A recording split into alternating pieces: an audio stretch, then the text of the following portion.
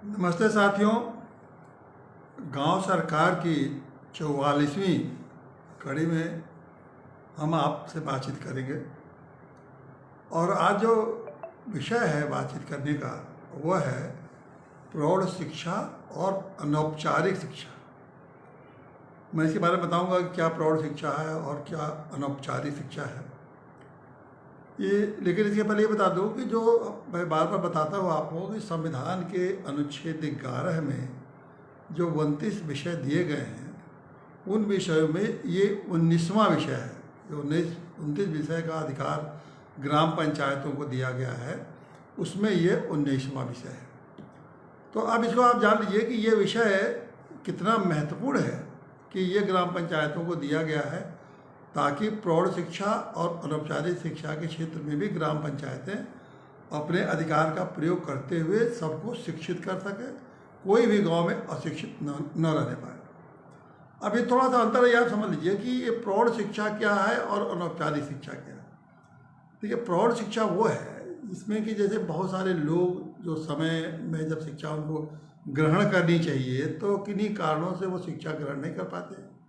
जैसे नियम है कि 4.5 साल के बाद 4.5 साल की उम्र जैसे बच्चे की हो उसको प्राइमरी स्कूल में प्रवेश मिल जाना चाहिए और वहाँ से वो पढ़ाई शुरू करता है और करीब 15-16 साल में हाई स्कूल पास करके निकल जाता है। लेकिन मान लीजिए किसी का ऐसी कोई परिस्थिति हुई कि 4 साल से 15 साल तक वो किन्हीं कारणों से शिक्षा ग्रहण नहीं कर पाया, चाहे गाँव में स्कूल ना हो, चाहे उसके संसाधन ना हो, या उसको खुद भी मजदूरी करके रोजी रोटी चलाना पड़ता हो। बच्चा भले हो लेकिन अपने माँ बाप को पालन पोषण करने के लिए उसे मजदूरी करनी पड़ती हो, या बहुत सारे कारण हैं, एक नहीं अनेकों कारण हो सकते हैं कि जिसके कारण वो 4 साल से 15 साल या 16 साल की उम्र में वो शिक्षा ग्रहण नहीं करता। अब ऐसे लोगों को बाद में अगर 15 साल के हो गए तो वो लोग तो जाके स्कूलों में प्राइमरी स्कूल के बच्चों के साथ 4.5 साल के स्कूल के बच्चों के साथ तो बैठ नहीं सकते हैं और उनको या स्कूल में आप नाम लिखा के पढ़ नहीं सकते हैं।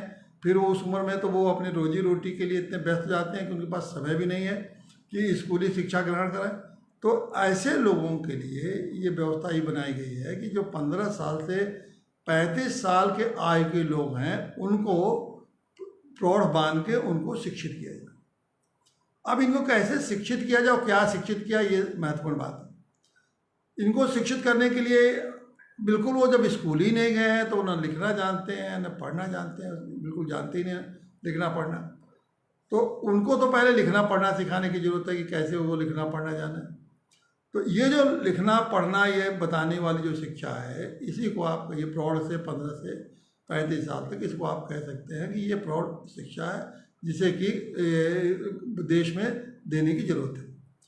अब अनौपचारिक शिक्षा क्या है कि अनौपचारिक शिक्षा का मतलब अनौपचारिक रूप से शिक्षा। देखिए, तो अनौपचारिक शिक्षा तो ये कोई भी ले सकता है, बस उसमें अंतर ये है कि जो औपचारिक शिक्षा है कि आप दर्जा 1 से पढ़ते हैं, हाई स्कूल, फिर इंटर, फिर बीए, तो स्कूल में जाते हैं, पढ़ते हैं और वहाँ से आपको सर्टिफिकेट मिलता है, डिग्री मिलती है, उसकी आपको मान्यता नौकरी के लिए और भी तमाम कामों के लिए उसकी आपको मान्यता होती है। लेकिन ये जो अनौपचारिक शिक्षा है इसमें आपको ज्ञान तो मिल जाता है, किसी भी विषय का ज्ञान, लेकिन उसके लिए कोई डिग्री नहीं मिलती है, सर्टिफिकेट नहीं मिलता है जिसके आधार पर आप कोई नौकरी चाकरी कर सकें। बल्कि वो ज़्यादातर से उपयोगी उसमें है कि जैसे आप कोई व्यवसाय कर रहे हैं, किसी तरह का छोटा मोटा व्यवसाय कर रहे हैं या कृषि का काम कर रहे हैं या बहुत सारे और भी उद्देश्य है, काम है जिसको आप करते हैं और उसमें थोड़ी ज्ञान की जरूरत पड़ती है। तो वो जो ज्ञान जो अर्जन करने का काम है वो आप अनौपचारिक शिक्षा के कर सकते हैं और इसके बहुत सारे माध्यम हैं। दूरस्थ कार्यक्रम है, पाठ्यक्रम के माध्यम से आपको पढ़ाया जाता है और अब तो इंटरनेट का ज़माना है। मैं इससे विस्तार से बताऊंगा कि किस तरह से ये अनौपचारिक शिक्षा आप इंटरनेट के माध्यम से प्राप्त कर सकते हैं। तो अब ये दोनों, लेकिन ये कोई उम्र की इसमें बंदिश नहीं है, उसमें बच्चा भी अनौपचारिक शिक्षा से लेके और बूढ़ा तक भी अनौपचारिक शिक्षा प्राप्त कर सकता है। इसके लिए कोई केंद्र खोलने की जरूरत नहीं है, इसके लिए कोई जरूरी नहीं है कि शिक्षक ही आपको यहाँ गांव में बैठ के आपको शिक्षा कराएं, वो कहीं से भी इस प्रकार की अनौपचारिक शिक्षा आपको प्राप्त की जा सकती है। अब ये आपने समझ लिया कि प्रौढ़ शिक्षा और अनौपचारिक शिक्षा क्या है। जो सबसे महत्वपूर्ण बात है कि देश में आप समझिए कि अब आपको ये लगता होगा कि ये अब इस शिक्षा की जरूरत पढ़ने लिखने तो गांव में सबको आता है, अब इस शिक्षा की क्या जरूरत है, लेकिन ऐसी बात नहीं है। आपको मैं यही बताना चाहता हूँ कितनी ये महत्वपूर्ण बात है कि देश जब आज़ाद हुआ तब से लगातार ये कोशिश की जा रही है कि कोई गांव में कोई अनपढ़ न रह जाए, सबको लिखना पढ़ना आ जाए।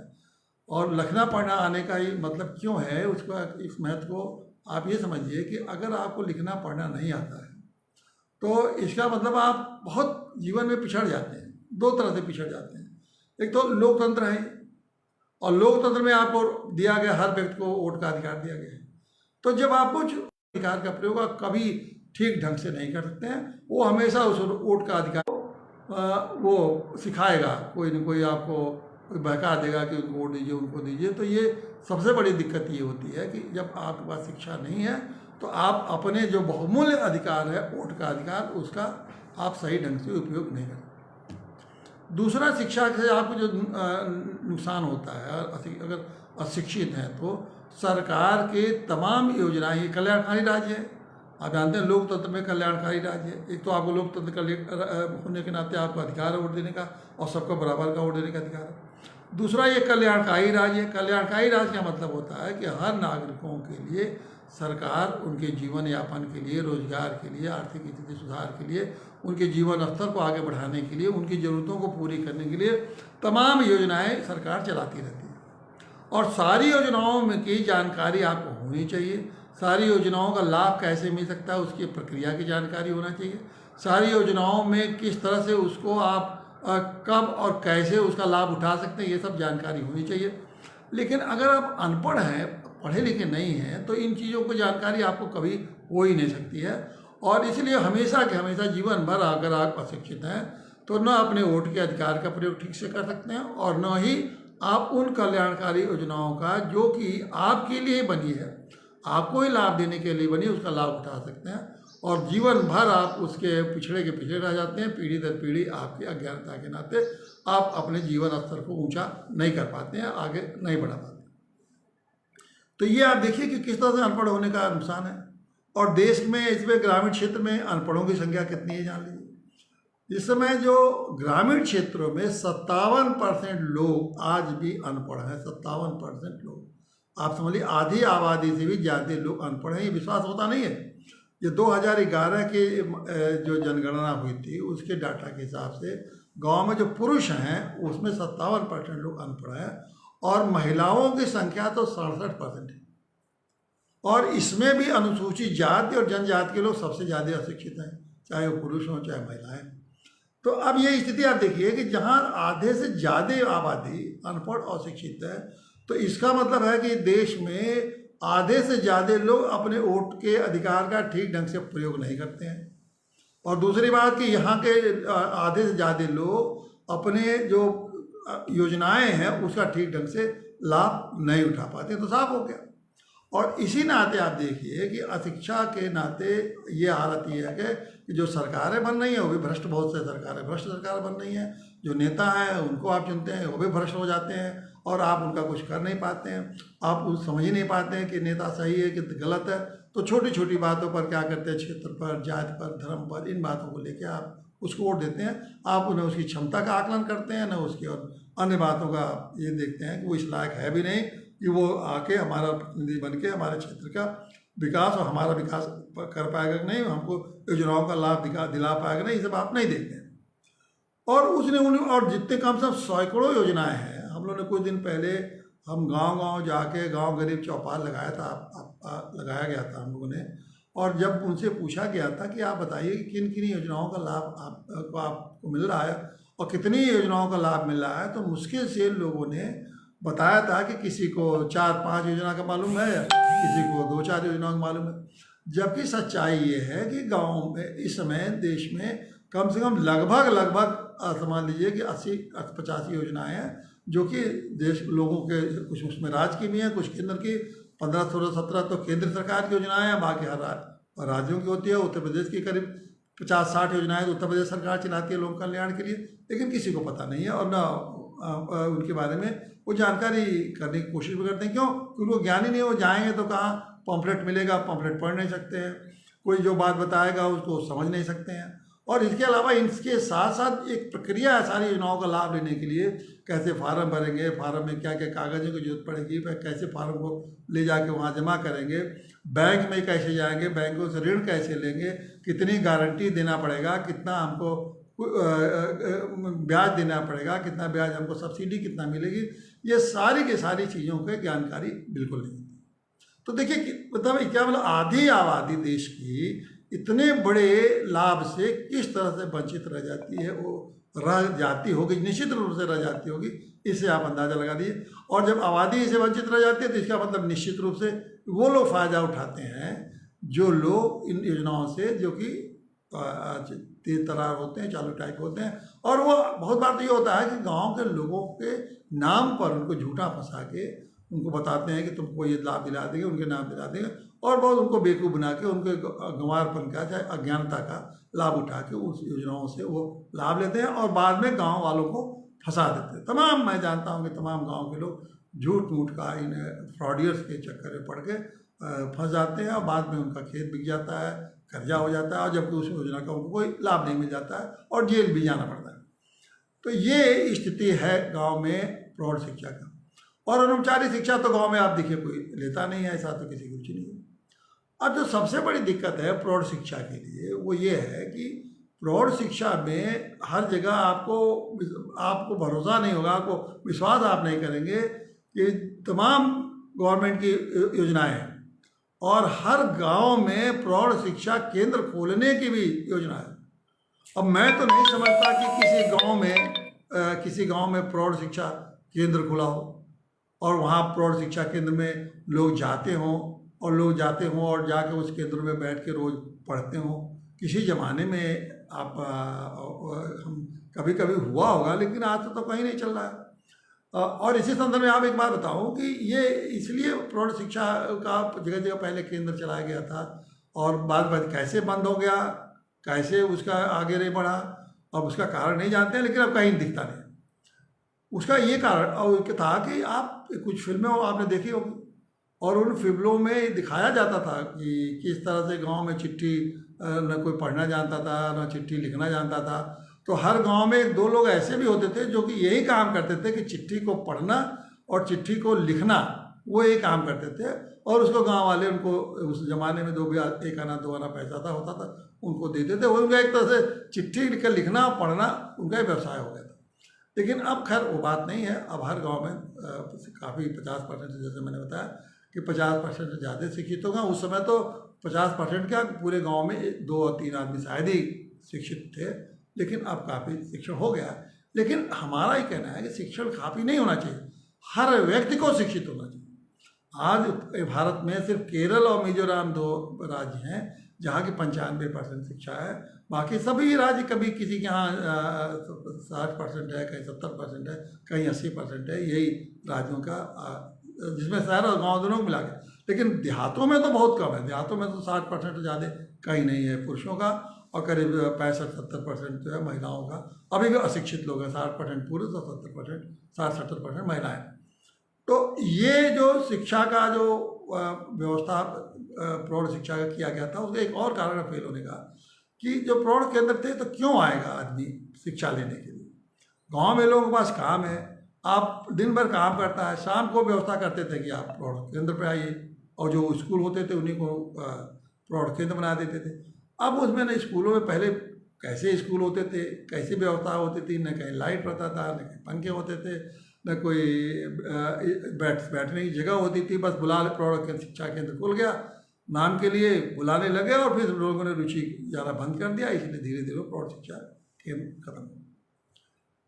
अब ये देखिए, लेकिन मैं अब समझता हूँ कि ये अधिकार अगर ग्राम पंचायतों को दिया गया होता, ये जो आज 2 ग्राम पंचायत है उनको ये विषय तो आपने दे दिया, संवैधानिक विषय दे दिया, लेकिन इस विषय में सरकार ने उनको कोई अधिकार या कोई फंड नहीं देती। ये प्रौढ़ शिक्षा, अनौपचारिक शिक्षा चलाया जाता है शिक्षा विभाग के द्वारा। जैसे बहुत सारे विभाग हैं जो चलाए जाते हैं, जैसे मैंने कहा कि अभी तक मुश्किल से 6 विभाग दिए गए हैं 29 विभाग में से। उसी तरह ये प्रौढ़ शिक्षा का विषय है, ये आज भी शिक्षा विभाग को दिया गया है। लेकिन गांव पर ग्राम पंचायत को नहीं दिया गया, ग्राम पंचायत को उसके लिए फंड नहीं दिया गया। तो ये तो वर्तमान ग्राम प्रधान सरकार, ये ग्राम प्रधान के ग्राम पंचायत की व्यवस्था है, और जब तक वो आप ग्राम पंचायत को नहीं देंगे तो इस विषय को देने का मतलब नहीं। लेकिन यही मैं कहता हूँ कि अगर गांव सरकार रहती तो निश्चित रूप से प्रौढ़ शिक्षा इतना महत्वपूर्ण विषय है, और ये तो अनौपचारिक शिक्षा कि गांव सरकार अगर स्थापित कर दीजिए तो गांव सरकार तो 2-3 साल में मैं समझता हूँ कि शायद ही कोई गांव में कोई अनपढ़ रह जाएगा, ऐसी गांव सरकार व्यवस्था कर देगी। और मैं बताता हूँ आपको कैसे कर देगी। आप यही नहीं सिखाना चाहते हैं कि गांव में भाई लिखना आ जाए, पढ़ना आ जाए और गिनती आ जाए, गिनती आना है जोड़ घटाना आ जाए, 3 ही चीज़ तो सिखाना चाहते हैं। अगर इतना मान लें तो कि इतना अगर आप सिखाना चाहते हैं लोगों को, जिन लोगों को नहीं मालूम है, महिलाओं को, तो बहुत कुछ बदल जाएगा। एक बात। और उसके बाद अब दूसरा पक्ष आता है कि इसके अलावा अगर सिखाना चाहते हैं तो उसकी बात मैं बताऊँ कि कैसे गाँव सरकार वो भी सिखाती। इसके अलावा क्या है कि उन्हें थोड़ा व्यावसायिक प्रशिक्षण, मतलब कौशल, कोई ना कोई कौशल उनके अंदर आ जाए, मतलब हुनर आ जाए, ताकि वो कुछ आय भी कर सकें, कुछ कमा भी सकें। तो अगर एक शिक्षा ये हो गई कि आपने उनको लिखना, पढ़ना और गिनती सिखा दी।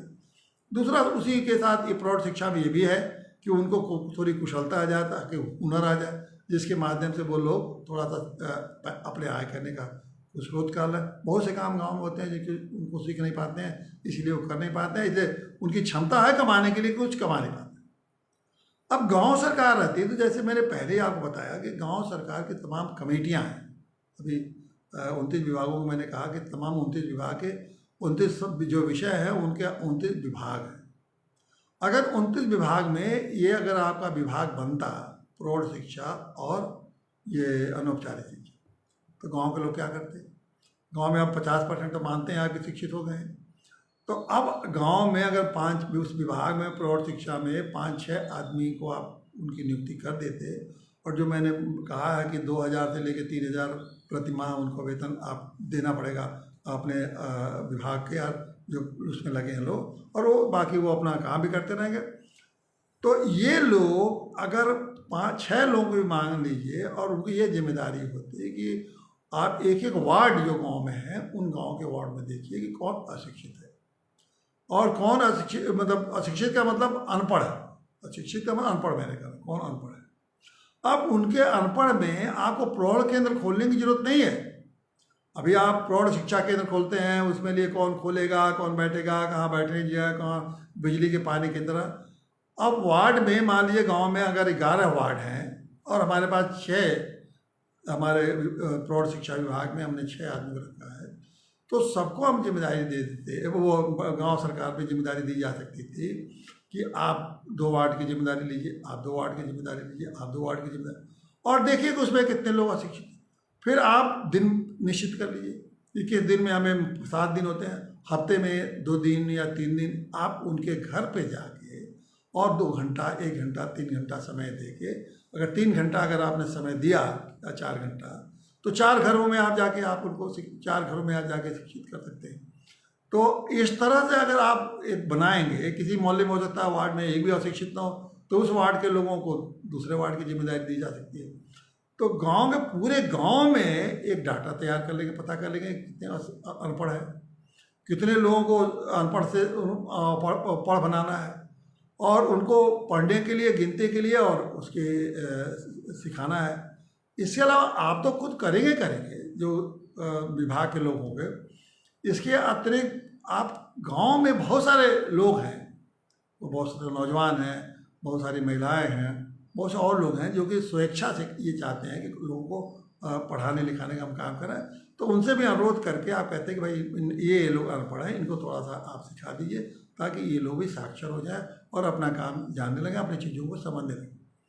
तो आप ये काम इतना आसानी से गांव वाले कर सकते हैं, और गांव सरकार बिल्कुल कर देती, और साल 2 साल में कोई नहीं रह जाता कि जब गांव में अनपढ़ जाता। अब उसके बाद जब ये पहला स्टेज पार हो जाता है कि वो पढ़े लिख लेते हैं, तो फिर उनको आप सिखाते हैं कि बाकी वो काम कैसे कर सकते हैं, उनमें कौन सा कुशलता का काम कैसे आ जाएगा, और उस कुशलता के लिए कौन सा हुनर आ जाएगा, उसकी तकनीकी शिक्षा कहाँ मिल सकती है, कैसे मिल सकती है, और कैसे ये सारा उनको बताते और उसके हिसाब से थोड़ा थोड़ा उनको धीरे धीरे करते। और निश्चित रूप से 4-5 साल में तो शायद कोई सवाल ही नहीं है कि ये रह जाए। 70 साल में आज हम ये 50% लोगों को शिक्षित नहीं कर पाए हैं। और गांव को आप दीजिए ना अधिकार, देखिए वो 2 साल में एक पूरे गांव को शिक्षित कर देंगे। और जब गांव शिक्षित हो जाएंगे तो बाकी कहीं और इतनी समस्या आएगी नहीं, क्योंकि गांव से निकल के बाहर जाते हैं और वहाँ अशिक्षित रहते हैं। तो सारे के सारे लोग शिक्षित हो जाएंगे, बहुत आसानी से शिक्षित हो जाएंगे। अब दूसरा जो सबसे महत्वपूर्ण बात है कि अब शिक्षा में सिर्फ ये अनपढ़ता वाली बात नहीं है कि अनपढ़ है, लिखना पढ़ना। अब जब से इंटरनेट का ज़माना आया है, जब से आप टेक्नोलॉजी आई है, मोबाइल फ़ोन आए हैं, कंप्यूटर आए हैं, तो अब इन चीज़ों का इतना बड़ा लाभ है क्योंकि इसमें सारी जानकारी उपलब्ध है। अब आपको जैसे पहले तो आपको दूरस्थ शिक्षा लेने थी, कोई पाठ्यक्रम करना था तो पोस्ट ऑफिस से आता था कोर्स कि ये पढ़िए। अब आपको सारे के सारे इंटरनेट पर अवेलेबल है। आपको ये भी आश्चर्य होगा जान के कि इंटरनेट पर अभी आप खोलिए प्रौढ़ शिक्षा डालिए तो बहुत सारे साइट ऐसे हैं जिसमें कि लोगों को क ख ग घ से लेके अंग तक पढ़ा रहे हैं। वो भी सिखा रहे हैं कि कैसे आप अपना अक्षर ज्ञान क्या है, अक्षर का गिनती 1 2 3 का गिनती कर रहे हैं। तो अब तो आप बैठ के जो गांव सरकार के लोग, उस विभाग के लोग रहते, अपना मोबाइल ले जाते या कंप्यूटर ले जाते या लैपटॉप ले जाते या आईपैड ले जाते, उनके घर पर रख देते और अपने बताते और देखिए और कहते कि देखिए ये पढ़ाया जा रहा है क ख ग और ये ज्ञान पढ़ाया जाता है। एक एक चीज़ आप जब भी खोलिए, आपने प्रौढ़ शिक्षा डालिए अपने वेबसाइट पर, ऐप भी बहुत सारे आ गए, आप मोबाइल पर डालिए, आप देखिए कि आपको सारा का सारा ज्ञान आपको बैठे बैठे वहीं मिल जा रहा है। लेकिन गांव के लोगों को बताना पड़ेगा, उनसे उम्मीद मत करिए कि वो उनके पास मोबाइल होगा और मोबाइल से पढ़ लेंगे। लेकिन जब गांव से खैर आती तो इस तरह के लोगों को सबके पास आईपैड दे देती और कहती कि जाइए आप लेकर घूमिए और सबको जो जहाँ लोग अशिक्षित हैं उनको पढ़ाइए, वो जाके उनको पढ़ाते हैं, उनको पढ़ा के और धीरे धीरे सब लोग सीख लेते हैं। वो उसी तरह से व्यवसाय के बारे में, आप व्यवसायिक शिक्षा के लिए कोई ज़रूरत नहीं है कि आप बड़े बड़े शहरों में जाके हुनर वाला शिक्षा, व्यवसाय बड़े बड़े इंजीनियरिंग मेडिकल कॉलेज बात नहीं कर रहे हैं, छोटे छोटे हुनर की शिक्षा के लिए कोई ज़रूरी नहीं है कि आप जाके बड़े बड़े शहरों में देखें। आपको इंटरनेट पर जिस चीज़ को आप शिक्षा लेना चाहते हैं, आप मान लीजिए कि कोई खाना बनाना की शिक्षा लेना चाहते हैं तो खाने बनाने की शिक्षा उसमें आपको मिल जाएगी। आप कोई छोटी मोटी मशीन का बनाना चाहते हैं उसको डालिए, आप उसके ऐप है या गूगल पर जाइए डालिए, आपको मिल जाएगा कि इस तरह से ये हुनर की शिक्षा दी जा रही है। बस कितना वो गांव सरकार के लोग जाते, उनके पास सब कुछ रहता।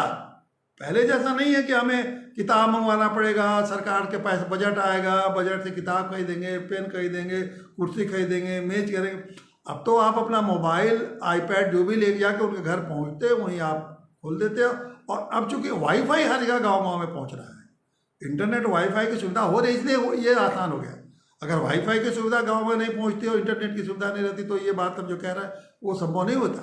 लेकिन अब इंटरनेट और वाईफाई की सुविधा है, गांव पंचायतें इस खर्च का वहन करती और इस सुविधा के साथ वो गांव पंचायत में घर घर लोगों को पहुंच के और सबको आप शिक्षित करेंगे। आप जान लीजिए कि अगर ये शिक्षा की ये व्यवस्था हो जाए ना और इस तरह से हुनर लोग आ जाए तो क्या होगा देश को, आप कल्पना कर सकते हैं। ये एक तो जो भ्रष्ट राजनीति है ना उस पर समझ लीजिए कि मैं तो कहता हूँ कि लोगों को जानकारी हो जाएगी तो भ्रष्ट राजनीति में 50% सुधार तो हो ही जाएगा।